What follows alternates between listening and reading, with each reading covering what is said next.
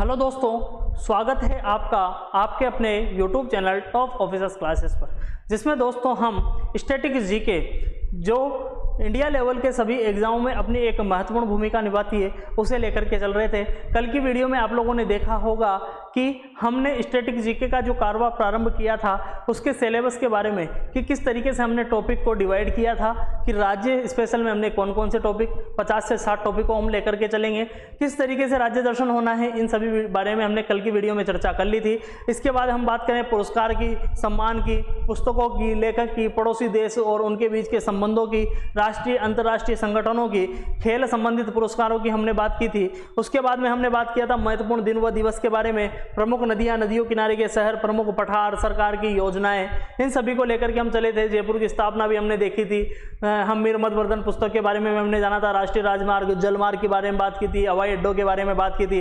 अनुसंधान केंद्र के बारे में बात की थी। बांध नदियों के बारे में, खनिज उत्पादन के बारे में, इतिहास, कला, संस्कृति, लोक संगीत, लोक चित्रकारी, पोशाक, पर्वत, प्रमुख किले, प्रमुख स्मारक, गुफाएं, सांची के स्तूप के बारे में, प्रमुख मकबरों के बारे में, प्रमुख जनजातियों के बारे में, राष्ट्रीय राजमार्ग के बारे में, राष्ट्रीय जलमार्ग के बारे में। इसके अलावा हमने वन्य जीव अभ्यारण्य में पक्षी अभ्यारण्य के बारे में बात किया। बायोस्फीयर रिजर्व नेशनल पार्क के बारे में हमने बात की थी। यूनेस्को विश्व सांस्कृतिक धरोहर स्थलों के बारे में हमने बात की थी। नदियों की, बंदरगाहों की, प्रमुख समुद्र तटों की, पहाड़ियों की, घाटियों की, ग्लेशियर, हिमनद, पारंपरिक व्यंजन, पारंपरिक पोशाक के बारे में, जलप्रपात, जल डमरू मध्य, प्रमुख उद्योग, डेल्टा पठार, प्रमुख व्यक्तित्व, सरकारी योजनाएं, प्रमुख राजधानियां, प्रमुख तथ्य, इन सभी के बारे में हमने कल वाली वीडियो में चर्चा कर ली थी। अब हम बात करते हैं हमारे आज की वीडियो पर, जिसमें हम बात करेंगे राज्य स्पेशल या राज्य दर्शन की। अब बात करें राज्य स्पेशल या राज्य दर्शन की, तो राज्य स्पेशल में हम क्या पढ़ेंगे? देखिए, राज्य स्पेशल या राज्य दर्शन कुछ अलग टॉपिक नहीं है। मैंने एक इसको कैटेगराइज किया है। सभी 28 के 28 राज्यों को हम लेकर के चलेंगे। 28 राज्यों में कौन से राज्य की क्या विशेषताएं हैं, किस राज्य से अधिकतर कौन से प्रश्न पूछे जा सकते हैं, उन सभी का मैंने एक संकलन किया है। एक नोट्स रूप में प्रारूप तैयार किया है, नोट्स फॉर्मेट तैयार किया है। उसके माध्यम से आप लोगों को मैं इस सफलता सीरीज के माध्यम से तैयारी करवाऊंगा, ताकि आप लोग 5 से 6 नंबर जो स्टैटिक जीके के हर एग्जाम में प्रश्न पूछे जाते हैं उन्हें अब आप लोग नहीं छोड़ करके आए। अब बात करते हैं राज्य स्पेशल या राज्य दर्शन की। तो राज्य स्पेशल या राज्य दर्शन में हम क्या पढ़ेंगे? सबसे मेन चीज वो होती है किस तरीके से पढ़ेंगे और क्या पढ़ेंगे। देखिए, क्यों पढ़ना है? क्योंकि हमारे एग्जाम में आता है। किस तरीके से पढ़ना है, किस तरीके से हम बात करेंगे क्षेत्रफल की दृष्टि से। किसकी बात करेंगे? क्षेत्रफल की दृष्टि से जो सबसे पहले सबसे बड़ा होगा उसे हम पहले लेकर के चलेंगे, जो सबसे छोटा होगा उसे हम अंत में लेकर के चलेंगे। साथ ही साथ हम बात करेंगे किसी भी राज्य की, तो राज्य में हम बात करेंगे उसकी किसी देश के साथ में कोई और सीमा लग रही है क्या, उस रेखा को हम कौन सी रेखा कहते हैं। जैसे कि रेड क्लिप रेखा राजस्थान के साथ में हमने बताई थी। लेकिन बात करते हैं यहाँ पर कि उसके पड़ोसी राज्यों के बारे में भी बात करेंगे। किसके बारे में बात करेंगे? पड़ोसी राज्यों के बारे में। उस राज्य से कर्क रेखा गुजरती है, नहीं गुजरती, वहाँ की जलवायु कैसी है, वहाँ की जलवायु कैसी है, वहाँ का जलप्रपात कैसा है, जल डमरू मध्य कैसा है, वहाँ पर किस तरीके से क्या मौसम रहता है, उन सभी पर भी हम यहाँ पर चर्चा करेंगे। बात करते हैं राज्य स्पेशल या राज्य दर्शन की। देखिए, अगर आप लोग भी चाहते हैं सफल होना तो हमारे चैनल को लाइक करें, शेयर करें और आज ही हमारे चैनल के साथ में जुड़ जाइए, ताकि स्टैटिक जीके की जितनी भी इंपॉर्टेंट क्लासेस हैं वो आपके सामने यहाँ पर देखने को मिले। बात करते हैं राज्य स्पेशल या राज्य दर्शन की। उसके पहले मैं आप लोगों को बता दूं, हमारे चैनल के माध्यम से कक्षा 9, 10, 11 और 12 राजस्थान बोर्ड की सभी परीक्षाओं की तैयारी करवाई जाती है। इसके अलावा राजस्थान लेवल की बात करें या फिर सेंट्रल लेवल की बात करें तो सभी कॉम्पिटेटिव एग्जाम में सभी विषयवार सब्जेक्ट यहाँ पर उपलब्ध हैं। आप प्लेलिस्ट में जाकर के देख सकते हैं। बीएससी एग्रीकल्चर वालों की अगर हम बात करें तो honours BSc agriculture first year second year की भी तैयारी इस चैनल के माध्यम से करवाई जाती है। अब बात करते हैं यहाँ पर राज्य स्पेशल या राज्य दर्शन की। तो राज्य स्पेशल या राज्य दर्शन की हम बात करें तो सर अभी वर्तमान में क्या है हमारे देश की स्थिति, क्या है हमारे देश भारत की स्थिति। अब बात करते हैं, सबसे पहले हम बात करते हैं यहाँ पर वर्तमान की। वर्तमान में आप लोग देखेंगे कि हमारे देश में कितने राज्य हैं? 28 राज्य हैं। और साथ ही साथ बात करें 8 क्या हैं? केंद्र शासित प्रदेश हैं। 8 क्या है? केंद्र शासित प्रदेश हैं। 28 तो क्या है? स्टेट हैं। और 8 क्या है, यूटी है। 8 क्या है, यूटी। अब आप कहेंगे सर यूटी क्या होती है, यूनियन टेरिटरी है। क्या है, यूनियन टेरिटरी। लेकिन हम इन चीज़ों को जानने से पहले आप लोग जानते होंगे कि क्या शुरुआत से 28 राज्य थे? नहीं, हमने 28 राज्यों तक किस तरीके से सफर को तय किया, प्रमुख जो राज्यों का पुनर्गठन आयोग है उनके बारे में हम चर्चा करेंगे। सबसे पहले हम बात करते हैं हमारे भारत देश के बारे में। किसके बारे में? क्योंकि हम बात कर रहे हैं राज्यों की, तो उसके पहले भारत का होना आवश्यक है, तभी राज्य बन पाएंगे।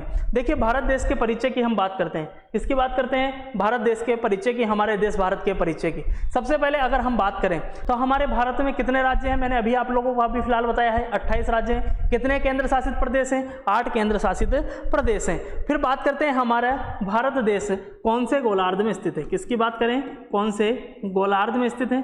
पहला प्रश्न आप लोगों से ये पूछ लिया जाता है, कौन से गोलार्ध में स्थित है। तो हम आप लोगों के पास में बता देता हूं, ये है उत्तर पूर्वी गोलार्ध में। कहां स्थित है? उत्तर पूर्वी गोलार्ध में स्थित है। Northern eastern hemisphere. Northern eastern hemisphere, north eastern या नॉर्दर्न ईस्टर्न हेमी स्फीयर में उत्तर पूर्वी गोलार्ध में आपका हमारा भारत देश स्थित है। इसके बाद में हम बात करते हैं हमारे भारत देश की जनसंख्या के बारे में। किसके बारे में बात करते हैं? जनसंख्या के बारे में बात करते हैं। जनसंख्या में पहले बात करते हैं 2011 की और अब की बात करते हैं। किसकी बात करते हैं? 2011 की और अब की। 2011 में और अब में कितना परिवर्तन आ गया है? 2011 की अगर हम जनसंख्या की बात करें तो 121 करोड़ थी। कितनी थी? 121 करोड़ थी। लेकिन अगर अब की बात करें, किसकी बात करें? अब की बात करें तो 143 करोड़ है। कितनी है? 143 करोड़। देखिए, 2011 में कितनी थी हमारे भारत देश की जनसंख्या? 121 करोड़ थी और अब कितनी है? 143 करोड़ है। लेकिन बात करते हैं अब 143 करोड़ होने से जनसंख्या की दृष्टि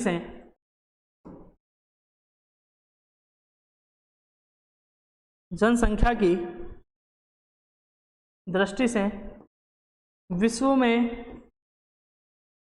स्थान, जनसंख्या की दृष्टि से विश्व में हमारे देश का, भारत का स्थान कौन सा हो गया है? हमारे देश का स्थान हो गया है, जनसंख्या की दृष्टि से हमारे देश का विश्व में स्थान है फर्स्ट स्थान। कौन सा स्थान है? फर्स्ट स्थान है। कौन सा स्थान है दोस्तों? फर्स्ट स्थान है। अब बात करते हैं कि विश्व में लगभग कितनी जनसंख्या, विश्व की लगभग कितनी जनसंख्या हमारे भारत देश में निवास करती है? तो मैं बताता हूं, विश्व की 17.8% जनसंख्या। कितनी जनसंख्या? विश्व की 17.8% जनसंख्या, लगभग 17.8% जनसंख्या हमारे भारत देश में निवास करती है। परंतु अगर आप लोगों से पूछ ले, क्योंकि प्रश्न घुमा करके पूछ लिया जा सकता है कि 2011 में कितनी थी, तो 17.5%। विश्व की कितनी थी? 17.5% जनसंख्या कहां निवास करती थी? हमारे भारत देश में निवास करती थी। लेकिन आगे प्रश्न जनसंख्या के अलावा आपसे कहां से पूछा जा सकता है? एरिया से भी पूछा जा सकता है। कहां से पूछा जा सकता है? एरिया से। एरिया बोले तो क्षेत्रफल से।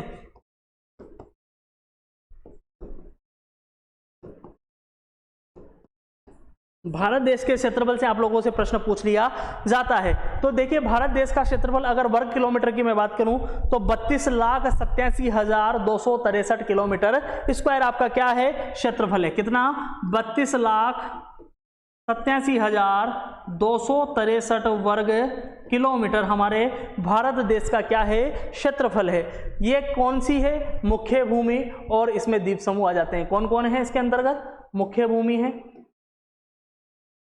मुख्य भूमि है और साथ ही साथ द्वीप समूह है, अंडमान निकोबार वगैरह सभी इसके अंतर्गत आ जाते हैं। कितना है? 32,87,263 वर्ग किलोमीटर। लेकिन बात करें कि सर क्षेत्रफल की दृष्टि से भी बताइए कौन सा स्थान है, तो क्षेत्रफल की दृष्टि से हम बात करें तो विश्व में स्थान, किसमें?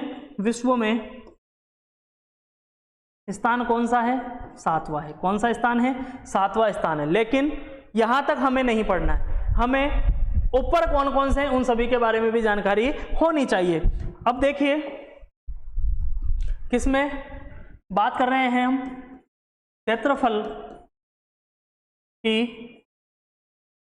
क्षेत्रफल की दृष्टि से विश्व में स्थान, क्षेत्रफल की दृष्टि से विश्व में स्थान, उसके लिए मैं आपके सामने एक ट्रिक लेकर के आया हूं। क्या लेकर के आया हूं? ट्रिक लेकर के आया हूं कि रुक चीन अब आ भारत। क्या? कि रुक, क्या कहा मैंने? ट्रिक क्या है? रुक चीन अब आ भारत। रुक चीन अब आ भारत। रुक चीन अब आ भारत है। रुक चीन अब आ भारत हमारी क्या है? ट्रिक है। रुक चीन अब आ भारत। देखिए किस तरीके से हम लोग याद रखते हैं क्षेत्रफल की, एक बार ध्यान से देखिएगा, क्षेत्रफल की दृष्टि से विश्व में किस तरीके के स्थानों को याद रख सकते हैं। तो ट्रिक है रुक चीन अब आ भारत। तो देखिए रूस से आ जाता है रूस, रूस से आता है रूस, कैसे आता है? कनाडा, कैसे आता है? कनाडा। चीन, चीन, ऐसे आता है अमेरिका, ऐसे आता है अमेरिका। ब से आता है ब्राजील, ब से आता है ब्राजील। आ से आता है ऑस्ट्रेलिया, आ से आता है ऑस्ट्रेलिया। और भारत से हमारा हो जाता है देश भारत। देखिए ट्रिक क्या है? रुक चीन अब आ भारत। रुक चीन अब आ भारत। देखिए विश्व में पहले स्थान पर क्षेत्रफल की दृष्टि से रूस, दूसरे पर कनाडा, तीसरे पर चीन, चौथे पर अमेरिका, पांचवें पर ब्राजील, छठे पर ऑस्ट्रेलिया और सातवें पर हमारा देश भारत। देखिए क्षेत्रफल की दृष्टि से विश्व में स्थान रुक चीन अब आ भारत। रुक चीन अब आ भारत किस तरीके से याद रखेंगे? एक बार मेरे साथ साथ बोलिए, रुक चीन अब आ भारत। रूस, रूस कैसे? कनाडा, ऐसे अमेरिका, वैसे ब्राजील, आ से ऑस्ट्रेलिया, अब आ भारत। अब बात करते हैं हमारा देश भारत की। किसकी बात करते हैं? भारत की। तो मेरे ख्याल से मैं आप लोगों से ऐसी आशा रखता हूं कि साथ के साथ आप लोगों को याद हो गए होंगे, क्योंकि हमने अभी थोड़ी ही देर पहले देखा था विश्व में हमारा देश का स्थान कौन सा था? 7वां स्थान था। कौन सा स्थान था दोस्तों? 7वां स्थान था। और हमने ऊपर के जो हमारे 6 थे उन सभी को भी मैंने आपके सामने यहाँ पर बता दिया है। अब बात करते हैं, यहाँ तक भी ठीक है। फिर बात करते हैं रूस की। तो 1,70,75,400 वर्ग किलोमीटर इसका क्षेत्रफल है। किसका? रूस का। क्या है बता देता हूँ, 1,70,75,400 वर्ग किलोमीटर इसका है। उसके बाद में अगर हम बात करें कनाडा की तो 99 लाख, कनाडा की हम बात करते हैं तो 99,84,670 वर्ग किलोमीटर इसका क्या है? टोटल एरिया है। इतने ही आप लोगों से ज़्यादा से ज़्यादा रूस का पूछ लेता है या फिर कनाडा का पूछ लेता है। इसके बाद में इनके बारे में नहीं पूछा गया है। हमारे देश भारत का मैंने आप लोगों को अभी थोड़ी ही देर पहले बताया है कितना है? 32,87,263 वर्ग किलोमीटर। कितना है? 32,87,263 वर्ग किलोमीटर। ये आप लोगों को ध्यान रखना ही रखना है। क्या है? बिल्कुल ध्यान रखना है। आगे बात करते हैं, यहाँ तक आप लोगों को समझ में आ गया होगा। परंतु जब हमारा देश आज़ाद हुआ, क्या हुआ? हमारा देश आज़ाद हुआ तो आज़ाद होने के साथ साथ में हमारे देश में भाषाई आधार पर, किस आधार पर?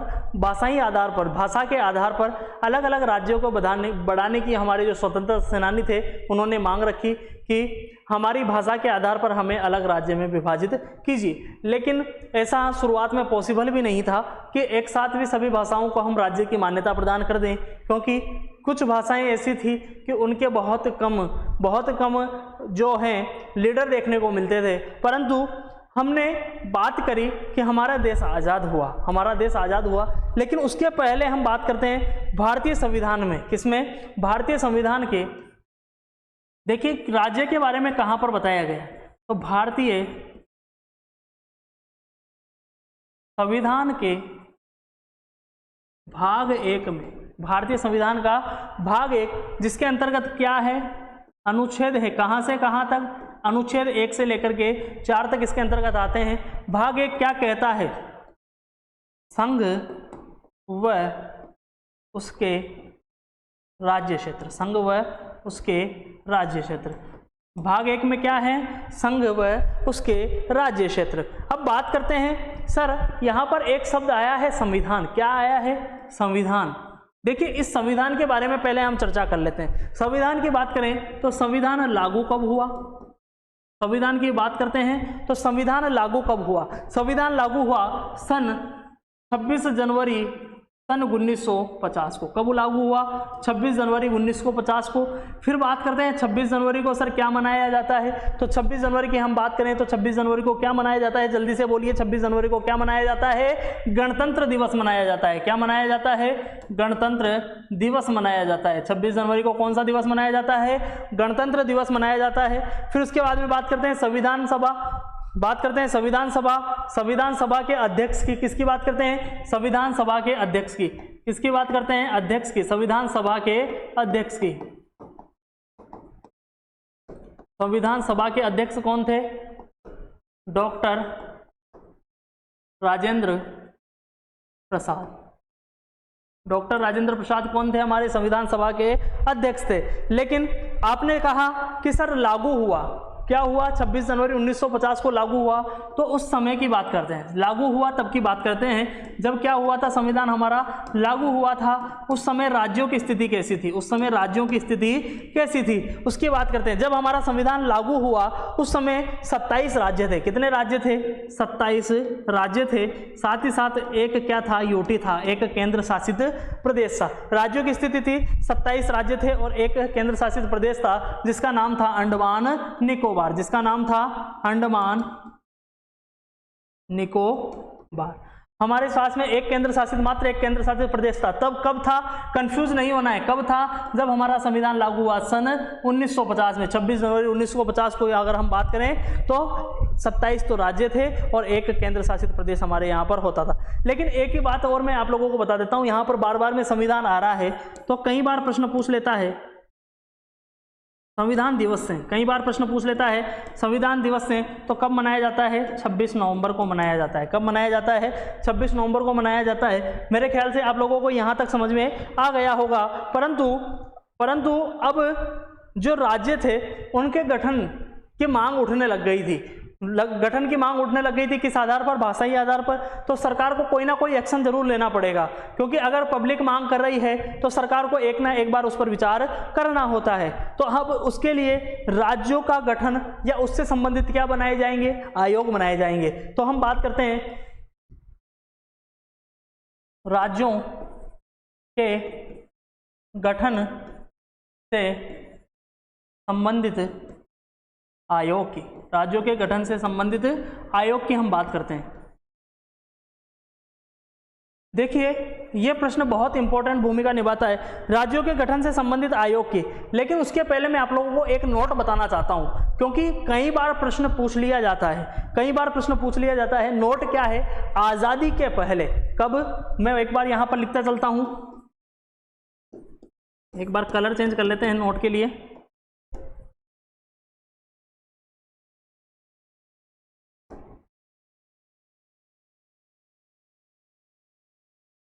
नोट का यहां पर एक बार कलर चेंज कर देते हैं।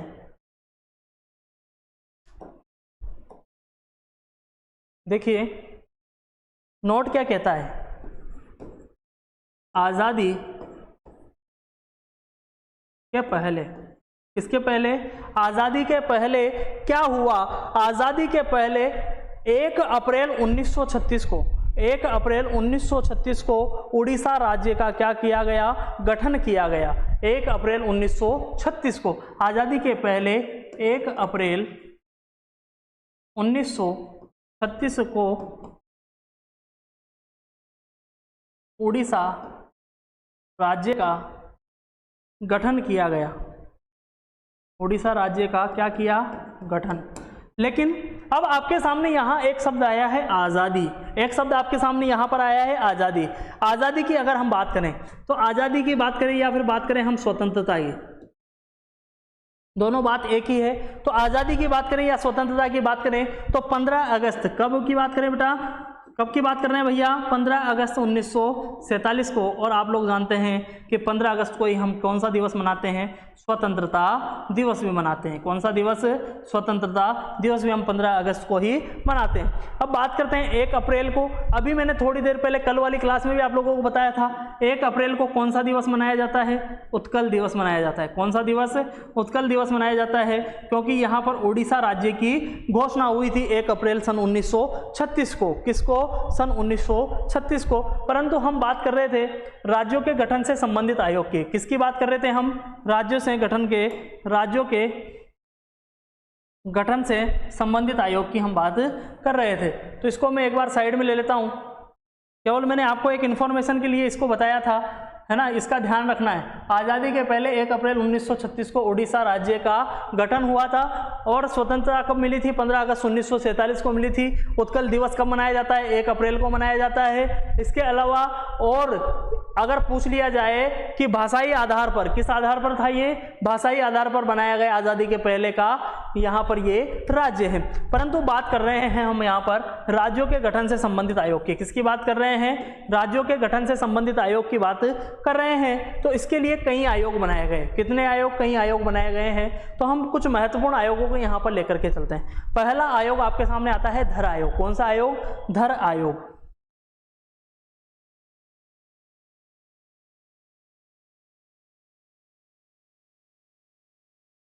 धर आयोग पहला आयोग है धर आयोग।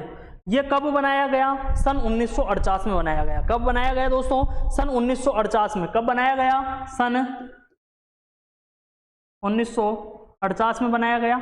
इसके अध्यक्ष कौन थे? क्योंकि आयोग के अध्यक्ष के बारे में हर बार प्रश्न पूछ लिया जाता है, क्योंकि इससे महत्वपूर्ण प्रश्न बनता है यही। आयोग के अध्यक्ष कौन थे? श्रीमान एस के धर साहब। कौन थे? एस के धर साहब। एस के धर इसके कौन थे? अध्यक्ष थे धर आयोग के। और धर आयोग ने अपनी रिपोर्ट दी। क्या दी? रिपोर्ट दी। धर आयोग ने रिपोर्ट दी और रिपोर्ट में कहा कि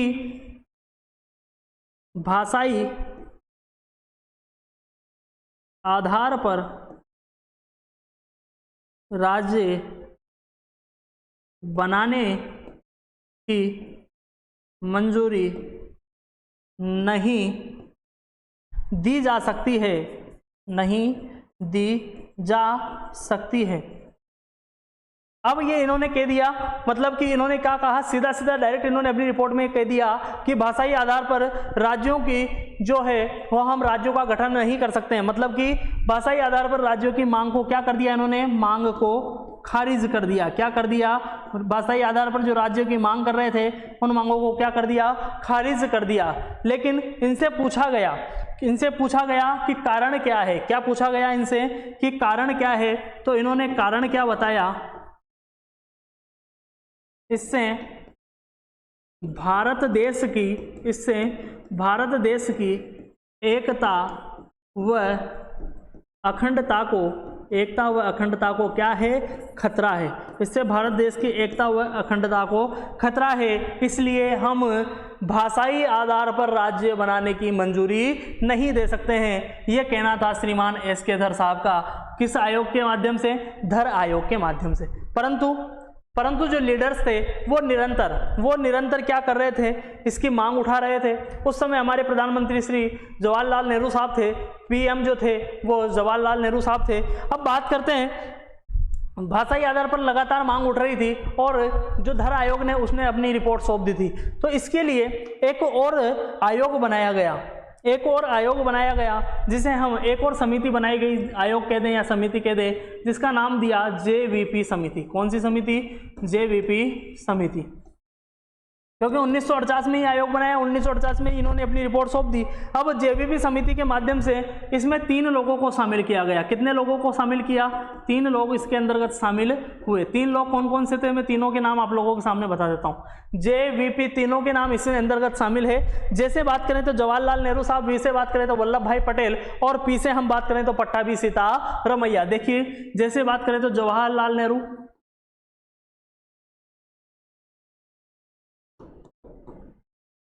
फिर आगे बात करते हैं जवाहरलाल नेहरू के अलावा वल्लभ भाई पटेल,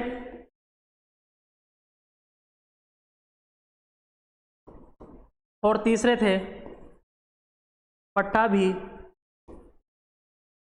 सीतारमैया। पट्टाभी सीतारमैया, ये 3 यहाँ पर व्यक्ति थे। ये क्यों बनाई गई? समिति का बनाने का उद्देश्य क्या था? सबसे पहले बात करते हैं इसके उद्देश्य की। तो समिति को बनाने का उद्देश्य ये था कि धर आयोग की रिपोर्ट पर पुनः विचार करने हेतु ये क्या बनाई गई थी, समिति बनाई गई थी, क्योंकि वहां पर माहौल गर्मा गया था और इसलिए क्या बनानी पड़ी, एक समिति बनाई गई कि धर आयोग की समिति पर एक बार पुनः विचार किया जाना चाहिए। तो समिति के 3 सदस्य थे, जवाहरलाल नेहरू, वल्लभ भाई पटेल और पट्टाभी सीतारामैया जी। इन तीनों ने क्या किया, यह समिति कब बनाई गई थी एक बार और इसका सन मैं आप लोगों को बता देता हूँ, 1948 में इसके लिए रिपोर्ट बनाई गई। परंतु उसी समय जब ये रिपोर्ट काम चल रही थी, समिति ये अपना काम कर रही थी, तो उसी समय एक बहुत बड़े लीडर हुआ करते थे, पोटी श्री रामुलू जी। कौन हुआ करते थे, पोटी श्री रामुलू जी। मैं बात करता हूँ, नोट लिखकर एक बार मैं बता देता हूँ। ये अपनी रिपोर्ट पर काम ही कर रहे थे, लेकिन एक थे लीडर पोटी श्री रामुलू जी। ये एक बहुत बड़े लीडर थे जो भाषाई आधार पर क्या कर रहे थे, आमरण अनशन, राज्य बनाने के लिए आमरण अनशन कर रहे थे। क्या कर रहे थे, आमरण अनशन कर रहे थे। आमरण अनशन किस लिए कर रहे थे, मैं आप लोगों को बता देता हूँ। ये एक राज्य चाहते थे जो इनकी भाषाई आधार पर हो। आंध्र राज्य इसको बनाया भी गया, लेकिन उसके पहले इनकी क्या हो जाती है, क्योंकि ये चाह रहे थे कि मद्रास से अलग होकर के एक तेलुगु भाषाई राज्य बनाया जाए। ये क्या चाहते थे पोटी श्री रामुलू जी, कि मद्रास से अलग होकर के एक हमारा भाषाई राज्य, तेलुगु भाषी राज्य बनाना चाहते थे। ये क्या चाहते थे कि मद्रास से अलग होकर एक तेलुगु भाषी राज्य बनाने की मांग थी। क्या थी इनकी, बनाने की मांग थी। इसको लेकर के ये क्या कर रहे थे, आमरण अनशन कर रहे थे। क्या कर रहे थे, आमरण अनशन कर रहे थे। और उसी आमरण अनशन के दौरान इनकी क्या हो जाती है, मृत्यु। अगर किसी लीडर की आमरण अनशन, जो हमारे देश की जनता के लिए अगर कोई आमरण अनशन कर रहा हो और उसके लिए क्या हो जाए, मृत्यु हो जाए। लेकिन इसकी मृत्यु की डेट भी आप लोगों को पता होनी चाहिए। मृत्यु हुई थी 15 दिसंबर सन 1952 को। कब हुई थी, 15 दिसंबर 1952 को इनकी क्या हो जाती है, मृत्यु हो जाती है। अब जैसे ही उनके लीडर की मृत्यु हो गई, क्यों, क्योंकि वो सभी के लिए लड़ रहे थे, खुद के लिए तो नहीं लड़ रहे थे, वो सभी के लिए क्या कर रहे थे, आमरण अनशन कर रहे थे। और उसी के दौरान अगर उनकी मृत्यु हो जाए तो हिंसा स्वाभाविक है। तो इसके परिणाम स्वरूप मृत्यु के क्या हुआ, मृत्यु के परिणाम स्वरूप लोगों में क्या हो गई, हिंसा हो गई। लोगों में क्या हो गई, हिंसा हो गई, आगजनी हो गई, आगजनी फैल गई और लोगों ने हिंसा प्रारंभ कर दी। और हिंसा से क्या आ गई, सरकार को क्या आया, सरकार कहां पर आ गई, दबाव में। कहां आ गई सरकार, दबाव में आ गई। और सरकार को एक नए राज्य की घोषणा करनी पड़ी। क्या करनी पड़ी, एक सरकार दबाव में आ गई और सरकार को क्या करनी पड़ी, नए राज्य की घोषणा। क्या करनी पड़ी, नए राज्य की घोषणा करनी पड़ी। किस वजह से, क्योंकि पोटी श्री रामुलू जी की मृत्यु हो गई थी। एक बड़े लीडर थे, उनकी मृत्यु हो गई आमरण अनशन के दौरान। वो चाह रहे थे कि मद्रास से अलग तेलुगु भाषी एक राज्य बनाया जाना चाहिए। उसी दौरान उनकी मृत्यु हो गई और मृत्यु होने से सरकार को क्या करनी पड़ी, एक नए राज्य की घोषणा करनी पड़ी। और राज्य के गठन की घोषणा करी। और 1 अक्टूबर सन 1953 को, कब, 1 अक्टूबर सन 1953, ये डेट आप लोग ध्यान रखिएगा, वेरी वेरी वेरी इंपॉर्टेंट। 1 अक्टूबर सन 1953 को आंध्र राज्य की घोषणा, किस राज्य की, आंध्र राज्य की क्या हो गई, घोषणा हो गई। आंध्र राज्य की घोषणा हो गई। और इसी के बारे में अगर हम बात करें आंध्र राज्य के बारे में, तो भाषाई आधार पर आजादी के बाद, क्योंकि पहले तो आप लोगों ने देख लिया कौन सा बन गया था, उड़ीसा। आजादी के बाद भाषाई आधार पर पहला राज्य, आजादी के बाद भाषाई आधार पर पहला राज्य कौन सा राज्य है, आंध्र राज्य है। स्वतंत्रता के पश्चात या आजादी के बाद की हम बात करें। उसके बाद में यहां तक तो ठीक है, परंतु क्या यहीं पर हो रही थी क्या भाई, यहां पर एक पोटी श्री रामुलू जी के अलावा भी कहीं अलग अलग जगह पर अलग अलग लीडर धरना दे रहे थे। अलग अलग लीडर ये कह रहे थे स्वतंत्रता सेनानी कि हमारे अलग राज्य बनाओ, हमारा अलग राज्य बनाओ। तो सभी जगह राज्य बनाना पॉसिबल तो नहीं था। तो इसके लिए फिर से क्या किए गई, हमारी एक और समिति बनाई गई जिसे हम कहते हैं राज्य पुनर्गठन आयोग बनाया गया। कौन सा आयोग बनाया गया, राज्य पुनर्गठन आयोग।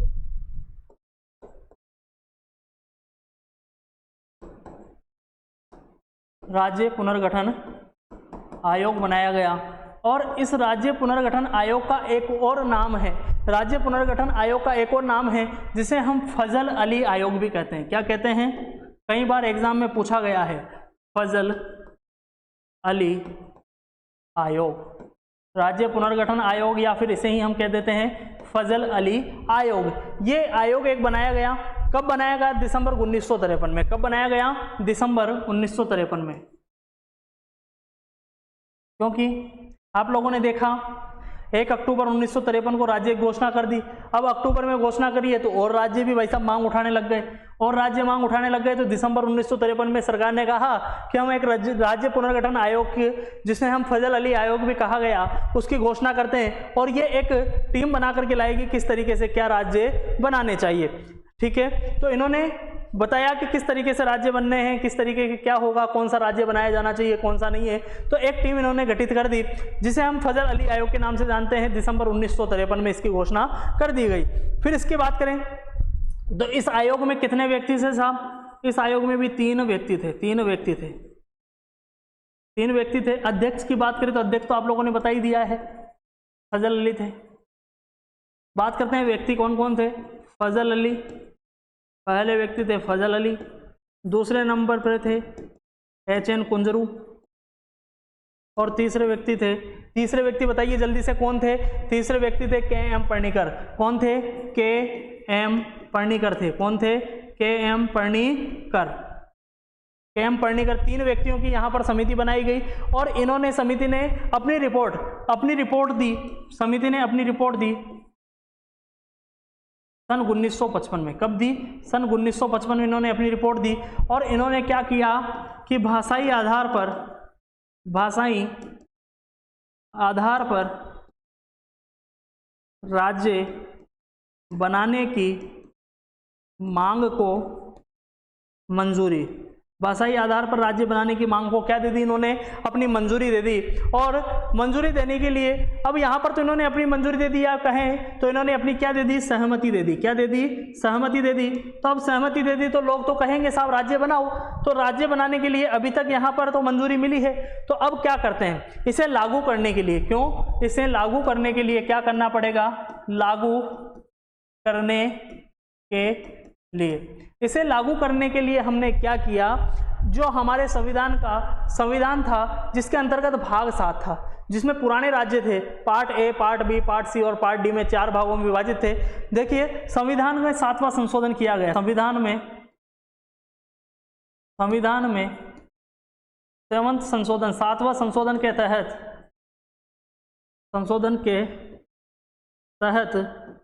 भाग 7 को निरस्त कर दिया। आप लोग सभी जानते हैं, अब हम संविधान में, जब भी हम संविधान पढ़ते हैं तो भाग 7 नहीं पढ़ते हैं, भाग 6 के बाद डायरेक्ट भाग 8 पर आ जाते हैं। संविधान के भाग 7 को निरस्त कर दिया। किसको निरस्त कर दिया? भाग 7 को। किसको? भाग 7 को। और भाग 7 में क्या थे?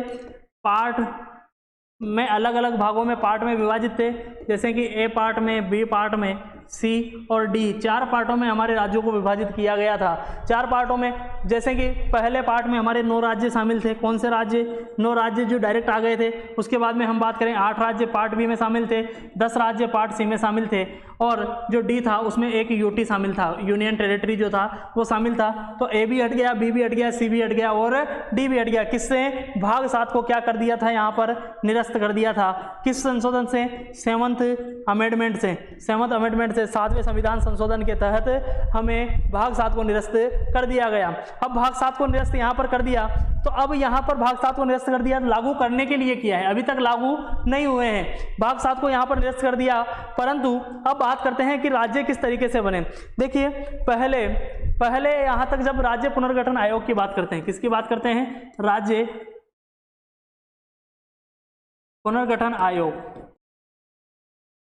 राज्य पुनर्गठन आयोग की हम बात कर रहे हैं। राज्य पुनर्गठन आयोग में आप लोग जानते हैं लागू कब हुआ? लागू हुआ 1 नवंबर 1956 को कब हुआ? 1 नवंबर 1956 को राज्य पुनर्गठन आयोग लागू हुआ। और उसके पहले की अगर हम बात करें, जब लागू हुआ उसके पहले कितने राज्य थे? 27 राज्य थे। कितने राज्य थे? 27 राज्य थे और एक यूटी था, एक केंद्र शासित प्रदेश था। जैसे ही राज्य पुनर्गठन आयोग लागू हुआ, उसके लागू होते ही राज्यों की संख्या कितनी कर दी गई? 14 कर दी गई। 14 राज्य कर दिए गए। कितने राज्य कर दिए गए? 14 राज्य कर दिए गए और 6 केंद्र शासित, 6 यूटी बना दिए गए, 6 केंद्र शासित प्रदेश बना दिए गए। क्या कर दिया? पहले 27 राज्य थे, अब राज्यों की संख्या को और घटा दिया और 14 राज्य और 6 केंद्र शासित प्रदेश बना दिए गए। लेकिन अभी अगर हम बात करें वर्तमान की, किसकी बात करें? वर्तमान की बात करें, क्योंकि हमारे एग्जाम के लिए बहुत इंपॉर्टेंट है। कितने राज्य हैं? 28 राज्य हैं। 28 राज्य हैं और 8 क्या हैं? केंद्र शासित प्रदेश हैं। 8 क्या हैं? केंद्र शासित प्रदेश हैं। यहाँ तक की जानकारी आप लोगों को मेरे ख्याल से समझ में आ गई होगी। अब कल हम बात करेंगे क्षेत्रफल की दृष्टि से जो हमारा राजस्थान है वो पहले नंबर पर आता है। अब राजस्थान राज्य की बात करेंगे राज्य दर्शन के अंतर्गत। इसी के साथ आज की क्लास को यहीं पर समाप्त करते हैं। जय हिंद, वंदे मातरम। धन्यवाद साथियों। अगर आप हमारे चैनल पर नए हैं तो हमारे चैनल को लाइक करें, शेयर करें, साथ ही साथ हमारे चैनल को सब्सक्राइब करें और अपने दोस्तों को एक बार शेयर जरूर करें। इसी के साथ जय हिंद, वंदे मातरम। धन्यवाद साथियों, आपका दिन शुभ हो। और आप लोगों को एक और चीज बता दूं, रोज स्टैटिक जीके की प्रातः 8 बजे आपके सामने क्लासेस उपलब्ध होती है, तो 8 बजे क्लास को देखना ना भूलें।